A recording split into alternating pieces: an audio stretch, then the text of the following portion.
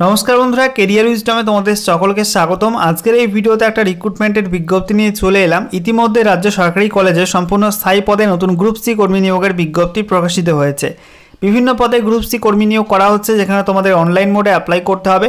তোমরা প্রত্যেকেই কিন্তু অনলাইন মোডে বিনামূল্যে অ্যাপ্লাই করতে পারবে এবং পশ্চিমবঙ্গের যে কোনো জেলা থেকে কিন্তু অ্যাপ্লাই করা যাবে মাধ্যমিক পাস যোগ্যতায়। তো আজকের এই ভিডিওতে এই নিয়োগের অফিসিয়াল বিজ্ঞপ্তি নিয়ে আলোচনা করব। ইতিমধ্যে কিন্তু এই রিক্রুটমেন্টের online form fill up process নিয়ে অলরেডি একটা ভিডিও করে দিয়েছি। তোমরা আমাদের সেকেন্ড চ্যানেলে ভিডিওটা পেয়ে যাবে ডেসক্রিপশন বক্সে। তোমরা এই ভিডিওটি ডেসক্রিপশন বক্সে সেই ভিডিওর লিঙ্ক পেয়ে যাবে, ঠিক আছে। যারা যারা এখানে অ্যাপ্লাই করতে ইচ্ছুক অবশ্যই দেখে নিও ফর্ম ফিল আপের প্রসেসটা, তারপরে তোমরা অ্যাপ্লাই করো। তো আজকের এই ভিডিওতে এই নিয়োগের অফিসিয়াল বিজ্ঞপ্তির মাধ্যমে তোমাদেরকে জানাবো যে তোমাদের শিক্ষাগত যোগ্যতা কী কী লাগছে, কোন পোস্টে কত শূন্য পদ রয়েছে, সঙ্গে বেতন কত, বয়সসীমা কী চাওয়া হয়েছে, সিলেকশন প্রসেস কী রয়েছে, আবেদন করার শেষ তারিখ কবে, কোন ওয়েবসাইটে তোমাদের এখানে অ্যাপ্লাই করতে হবে, সমস্ত কিছু পরপর জানাবো আজকের এই ভিডিওটির মাধ্যমে। চলো ভিডিওটি শুরু করি। তার আগে তোমাদের সকলকে জানাবো চাকরি সংক্রান্ত নিত্য নতুন গুরুত্বপূর্ণ আপডেট পাওয়ার জন্য চ্যানেলটিকে সাবস্ক্রাইব করে নিয়ে পাশে থাকা বেল বাটনে ক্লিক করে অল নোটিফিকেশন অপশানটিকে অন করে রাখবে। লেটেস্ট আপডেট তোমরা সময় মতো পেয়ে যাবে। ওকে, তো অনস্ক্রিন তোমরা দেখতে পাচ্ছ অফিসিয়াল বিজ্ঞপ্তি ওপেন করলাম। দেখো বিজ্ঞপ্তি প্রকাশিত হয়েছে রাজ্যের গভর্নমেন্ট স্পন্সার্ড আদ্যাপীঠ আনন্দ পলিটেকনিক কলেজ থেকে। এখানে অ্যাডভার্টাইজমেন্ট নাম্বারটা বাঁদিকে, ডান দিকে ডেটটা উল্লেখ করা আছে। যেখানে বলা হয়েছে তোমাদের অনলাইন মোডে অ্যাপ্লাই করতে হবে এই অফিসিয়াল পোর্টালের মাধ্যমে www.adapitpolytechnic.com এই ওয়েবসাইটের মাধ্যমে তোমাদের কিন্তু অ্যাপ্লাই করতে হবে। ভারতীয় নাগরিক হয়ে থাকলেই তোমরা এখানে অ্যাপ্লাই করতে পারবে, ঠিক আছে। নেক্সট দেখো তোমাদের এখানে বলা হয়েছে প্লেস অফ পোস্টিং। তোমাদের পোস্টিং হবে আদ্যাপীঠ পলিটেকনিক আনন্দ পলিটেকনিক কলেজ, দক্ষিণেশ্বর, কলকাতা 700076। এখানে তোমাদের পোস্টিং হবে।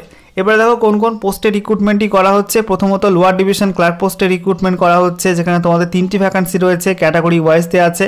তারপরে লাইব্রেরি অ্যাসিস্ট্যান্ট পোস্টে 1টি ভ্যাকান্সি, স্টোর অ্যাসিস্ট্যান্ট পোস্টে 1টি ভ্যাকান্সি, ক্যাশিয়ার পোস্টে 1টি ভ্যাকান্সি রয়েছে।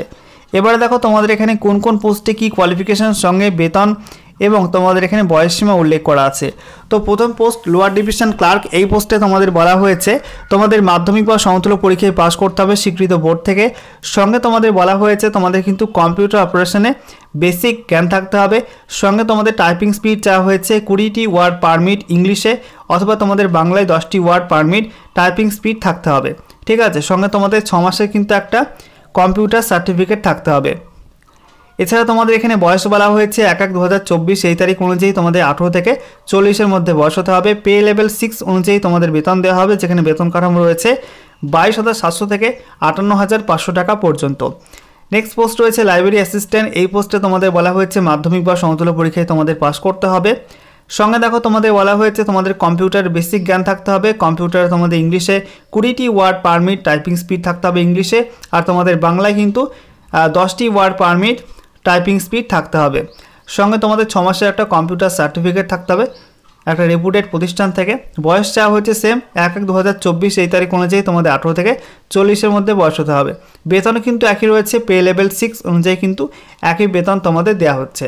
পরবর্তী পোস্ট স্টোর অ্যাসিস্ট্যান্ট। এই পোস্টে তোমাদের শিক্ষাগত যোগ্যতা বলা হচ্ছে মাধ্যমিক বা সমতুল্য পরীক্ষায় পাস করতে হবে। সঙ্গে তোমাদের কম্পিউটারে বেসিক জ্ঞান থাকতে হবে। সঙ্গে কম্পিউটারে ইংলিশ টাইপিং স্পিড 20টি ওয়ার্ড পার মিনিট এবং বাংলায় তোমাদের 10টি ওয়ার্ড পার মিনিট কিন্তু টাইপিং স্পিড থাকতে হবে। সঙ্গে তোমাদের একটা রেপুটেড প্রতিষ্ঠান থেকে 6 মাসের কম্পিউটার কোর্স করা থাকতে হবে। বয়স তোমাদের চাওয়া হয়েছে 1/1/2024 এই তারিখ অনুযায়ী কিন্তু 18 থেকে 40-এর মধ্যে বয়স হতে হবে। এখানে পে লেভেল 6 অনুযায়ী বেতন দেওয়া হবে।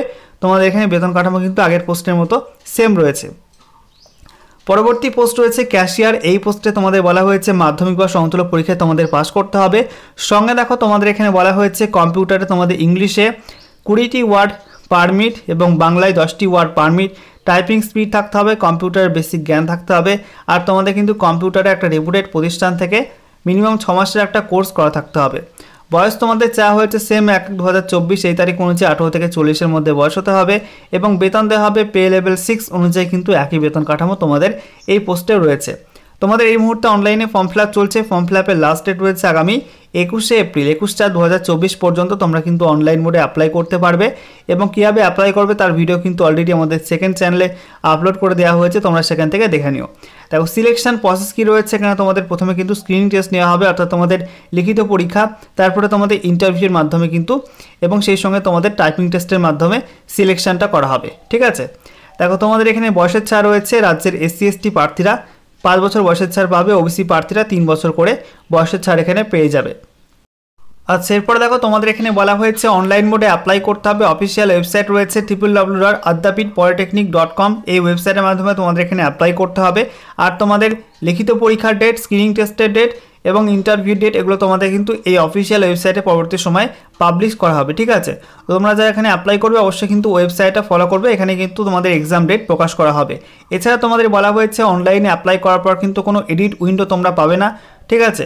তোমাদের খুব ভালো করে দেখে শুনে তারপরে কিন্তু ফর্মটা সাবমিট করতে হবে। ফর্ম সাবমিট হয়ে গেলে কিন্তু আর ফর্মটা এডিট বা মডিফাই করা যাবে না, কোনো রকম এডিট উইন্ডো তোমাদের কিন্তু থাকছে না। তো ভালো করে দেখে নিয়ে তারপরে কিন্তু ফর্ম ফিল আপ করে সাবমিট করবে, ওকে।